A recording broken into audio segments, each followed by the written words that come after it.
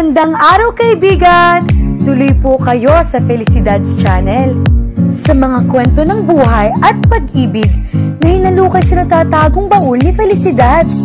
Pero bago po tayo magpatuloy, huwag niyo pong kalilimutan na i-like ang video, i-subscribe ang channel, at i-click ang notification bell para lagi kayong updated sa mga parating pa na upload.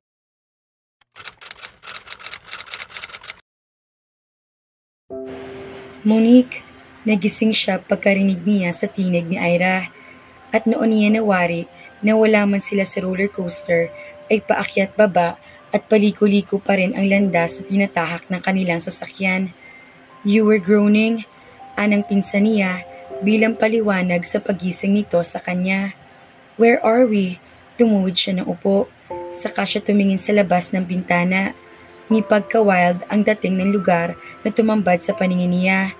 Walang masyadong kabahayan, madawag ang kahabaan niyon, paliko-liko pa at paakyat baba iyon. "Naliligaw ka no?" Hula agad niya. "Medyo." "Sus, ba't hindi mo sinabi agad?" Pumalatak siya. "Bumalik muna tayo sa pinanggalingan natin. Let's see, what's at that bend? Baka may mapagtanungan tayo dito." Hindi na niya kinontra ito. Ilang sandali pa ay lumiko na nga sila. Minatanaw silang sasakyan. Nakahinto iyon sa gilid ng daan. Bukas ang pinto sa passenger side niyon. "Hayun, may tao. Let's stop and ask for directions," sabi nito. Mabilis nilang narating ang kinaroroonan ng sasakyan. Binagala ni Ira ang patakbo nito at nang mapatapat na sila sa nakahintong sasakyan ay huminto ito. Kumunot ang kanyang noo. Something didn't feel right. Bakit nakahinto lang doon ang sasakyan? It was in the middle of nowhere. "Ira, no!" Pigil niya sa akmang pagbukas ng pinto ng pinsan niya. "Ha?" Bumaling ito sa kanya. "Let's get out of here," utos niya. "Pero bakit? Huwag ka na makipagtalo. Gawin mo na lang ang sinabi ko. Drive!" Nagpapanik ng pahayag niya. Hindi na nito nagawang sundin ang utos niya dahil ang biglang umandar ang nakahintong sasakyan at nang makaungos iyon ay humarang iyon sa daraanan nila. Mabilis ang naging takbo ng mga sumunod na pangyayari. Hindi na niya nasundan ang mga iyon. The next thing she knew, the door to her side was wrenched open. Bahagya na lang siya napaisip kung paano nabuksan iyon, gayong ang alam niya ay nakalock ang lahat ng pinto ng sasakyan. Bago pa siya makapihit ay may sumaklob na kung ano sa ulo niya. She tried to struggle but she still felt so sleepy. Kaget lang siya nakapanlaban. She managed to land a few kicks and punches but that was it. Para kasing napakabigat ng mga braso at binti niya kaya hindi niya magawang isikad at isuntok ang mga iyon. Kung nanlaban din sa Ira, hindi na niya alam. Masyado nang natuon ang pansin niya sa sariling pakikipagtunggali sa kung sino man nagpupumilit na dalhin siya palabas ng sasakyan. In the end, her body betrayed her. Gaano man katindi ang pagpipigil niya, ay unti-unti siyang tinalo ng matinding antok. Bago tuloy ang balutin ng dilim ang diwa niya, ay isang pangalan ang naisip niya at imahe ng isang tao ang naglaro sa kanyang isip. Si Clyde. She regretted the fact that she would probably die without seeing him again. Mamamatay ka na nga. Ang kumag na iyon pang iniisip mo. And then everything became dark. Pakiramdam ni Ira ay idinuduyan siya ng balikan siya ng ulirat. Nakatakip pa rin ang ulo niya pero hindi naman siya nakagapos. Nakahiga siya sa kung saan, malambot iyon at komportable sa pakiramdam. Napabalik ko siya saka mabilis at tinanggal niya ang nakasaklob sa ulo niya. Ganoon na lang ang pagkamangha niya nang tumambad sa paningin niya ang lugar na kinaroroonan niya. "Hello there." Napalundag siya na may magsalita sa di kalayuan sa kanya. Naningkit ang mga mata niya pagkakita niya kay Clyde. "Ikaw ba may pakana ng lahat ng ito?" Anas niya. Itinaas nito ang dalawang kamay nito. "Don't get excited." Nagpapahinuhod na saad nito. "Excited?" Pasigaw na sabi niya. Umahon siya mula sa kamang natuklasan niyang kinahihigaan niya. "You scared me to death, you moron. Ang akala ko'y katapusan ko na kanina." Nag-emote pa siya sa isipin na mamamatay siya nang hindi ulit nakikita ito. Iyon pala ay may kinalaman ito sa mga pangyayari. What the hell for? Nasaan si Ira? Oh, don't tell me. Kasabat mo siya ganoon? Hindi sumagot si Clyde. Panay ang atras nito habang lumalapit siya dito. What is this, Clyde? Anong kabalbalan ito? Parang sasabog sa matinding galit ang dibdib niya. Masyado ba ako nakakatuwang paglaruan? Kaya ayaw mo kong tantanan? Of course not. Hindi yun ang pakay ko sa pagdadala sa iyo rito. Ginala niya ang paningin sa paligid. Nasa cabin siya ng yate nito. Iyon, ang agad na nakita niya nang maalis niya ang nakasaklob sa ulo niya. Nawara din niya kung bakit para siyang idinuduyan kanina. Mukhang umaandar ang yate at naglalayag sila. Sino nagpapatakbo nito? Naalala niyang usisain. It's an autopilot. That's not good enough. Relax. Hindi tayo mapapaano. Ba't mo ko dinala rito? Gusto ko magkausap tayo. At hindi mo matanggap na ayaw kitang kausapin? It's not that. Alam kong galit na galit ka sa akin. Kaya nga hindi mo na ako nagtangka makipag-usap sa iyo. Kung tatawagan kita, posible namang hindi mo iyon sasagutin. O kaya pagbabaan mo lang ako ng telepono. Kung pupuntahan naman kita sa inyo, ay pwede hindi mo ako harapin. Manghuhula ka pala. Ganoon nga mismong bala ko. Saad niya. Kita mo na? Kaya bakit pa ako magpipilit na gawin ang mga bagay na alam ko nang hindi uubra? Instead, I tried to come up with a plan that might work. Ito ang naisip ko. Ang takutin ako ng husto, na halos mamatay na ako sa matinding kaba. Ang kidnapin ako para wala akong choice kundi harapin ka. Sumbat niya. I'm sorry if it's a bit drastic, pero wala akong intensyong saktan ka o kahit pigilan ka ng labag sa loob mo. In fact, I'm giving you a choice now. If you really don't want to hear what I have to say, I will take you back to land and bring you to whatever you want to go, all without saying another word. Napatitig siya rito. Seryoso ba ito? Mukha naman, kaya ba niyang iwan ito nang hindi niya naririnig ang paliwanag nito na tila napaka-importante rito na sabihin sa kanya? Nandito na rin lang tayo. Sige na, makikinig ako. Sabi na lang niya. Out with it. Ito naman ang mukha nag-aatubili. Oh, ano na? Saad niya. I just wanted to tell you what you thought about me and Ira. Well, it's not true. Hindi siya nag-react. Inasahan na naman niya, nitatanggi nito iyon. There's a problem with that statement. Kitang-kita ng mga mata kong ebidensya na nagsisinungaling ka. What did you see anyway? That we are kissing, right? Hindi pa ba pruweba iyon? Masyado mong minamaliit ang katalinuhan ko. Slightly above average naman ang IQ ko, no? You saw us kissing, but you didn't have a clue as to what was really happening. Ano pa ba ang rason kung bakit naghahali ka ng dalawang tao? Marami. Isa na roon, iyong basta na lang hinalikan iyong isang tao na hindi niya napaghandaan. Hinalikan ka lang ni Ira, ganoon? Well, you weren't exactly struggling to get away when I saw you.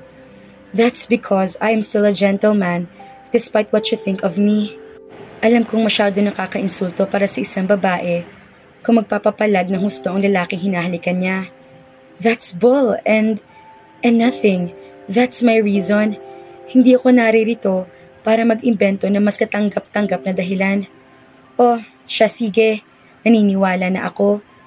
Hindi iyon totoo, pero walang saysay kung makikipagmatigasan pa siya kung totoo ba o hindi ang ibinigay na rason nito. What now? Now, I'm going to tell you why I needed to make you understand Ira and I don't have a relationship. There's no need. But there is. Madiin na pagkakasambit nito sa mga katagang iyon. Okay, shoot.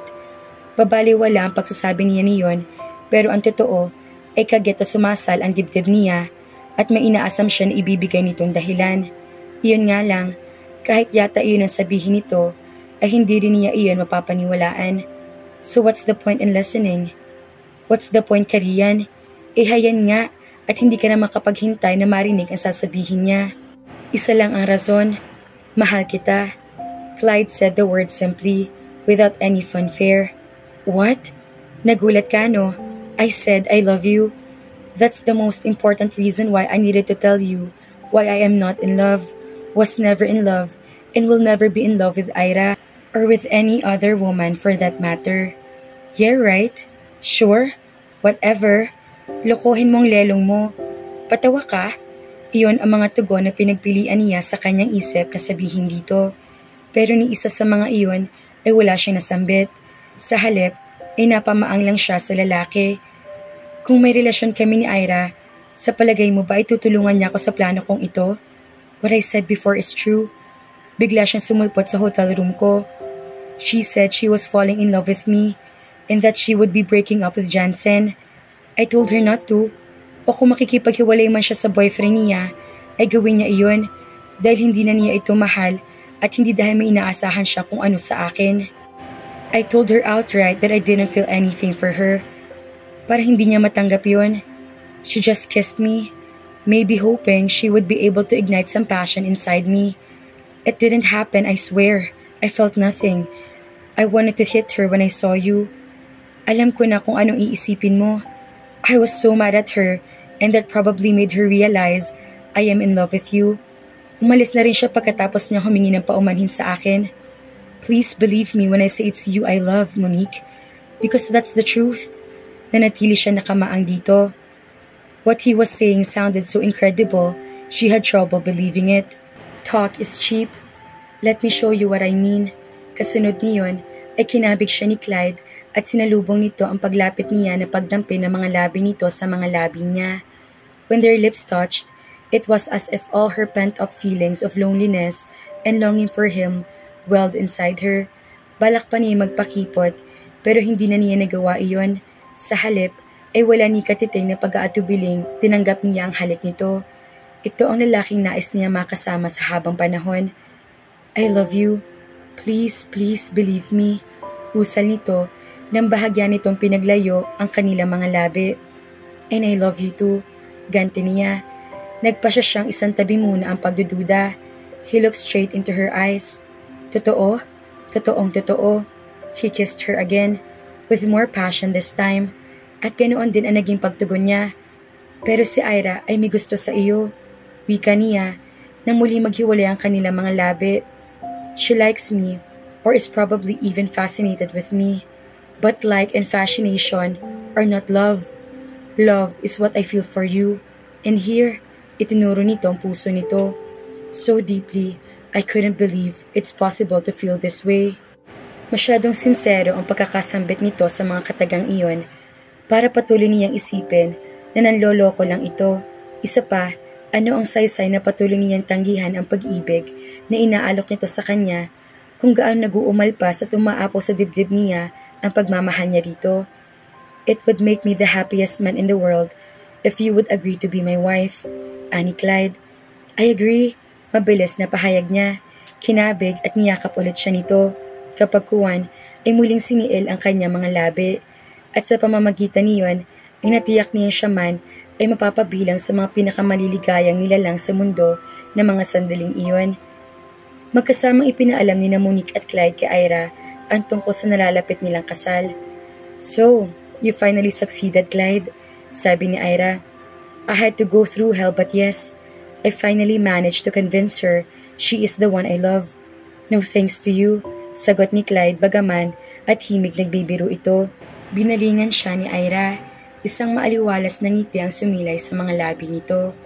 I'm so happy for you, sabi nito kapag kuwan ay sinugod siya ng yakap. Thank you, Ira, ganting sabi niya. And she meant that with all her heart. Ang ibig bang sabihin nito ay pinapatawad mo na ako? Noon pa man, diba? Aniya, I felt you were just saying the words, pagtatapat nito. I was not just saying the words, but I admit I mean them more now than I did before. Bahagya siyang lumayo rito. What about Jansen? Pauwi na siya. Naoperahan ng mama niya. At sa mahuling test na ginawa kay tita, ay wala na nakita ang mga doktor na kahit anong palatandaan na bumalik ang buko sa puso nito. Jansen had asked me to marry him and I accepted. Talaga? Namilog ang mga mata niya. Bakit parang gulat na gulat ka? Napapangiting komento nito. I just didn't think you were ready to settle down. When you find the right guy, it would be stupid to hesitate. I couldn't agree with you more. Wika niya. Will you be my maid of honor? Tanong niya rito sa kanya. If you will be mine? Of course. Anito. Then, we have a deal. Pagkasabi niya niyon, ay bumalik siya kay Clyde. The look on his face told her how deeply he was in love with her. Pakiramdam niya ay ganoong-ganoon din na ekspresyon na kabadha sa kanyang mga muka. Maraming salamat mga ka-Felicidad. Isang kwentong pag-ibig ang muli nating natapos. Sa uulitin, God bless po! Shoutout po kina Nuraini Aini at Jerilyn Tagumaya. Maraming salamat po!